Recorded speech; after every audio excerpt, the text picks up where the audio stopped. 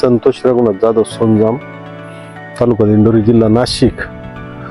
मला टोमॅटोमध्ये साधारणतः पाऊस उघडल्यानंतर या तुटा आळीच्या पतंगाच्या तुटा आळीची अडचण वाटली. त्यामुळे मी हे ट्रॅप लावले. ती कशी अडचण आली ती फळ अशा पद्धतीने त्वचेवर, वरच्या त्वचेवर इथं जखम करून आणि पंचर केलं जातं.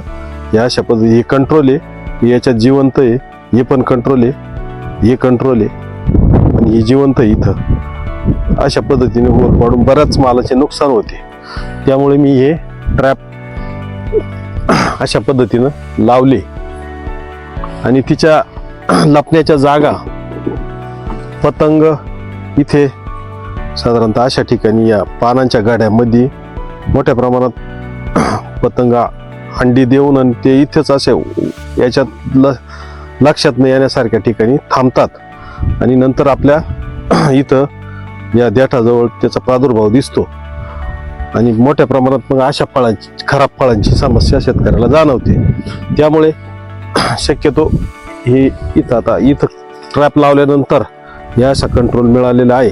इथं होल बंद झालेले आहे आणि त्यांची राहण्याची जागा इथे या देठाजवळच्या आसपास असते आणि अंडी घालण्याची जागा या पानाच्या घडीमध्ये असते. आपलं काही तो प्रकार नाही, आपण लवकर त्याची काळजी घेतली त्यामुळे. आणि त्याच्यानंतर हा नवीन ट्रॅप लावलाय. हा आता त्यांच्या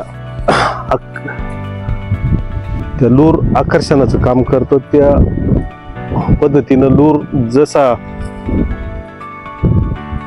त्याचा गंध पसरेल त्या पद्धतीने ते पतंग, नर पतंग येऊन त्याच्यात बसतील, चिटकतील आणि त्याचा नाश होईल आणि उत्पादनात पण फरक पडेल.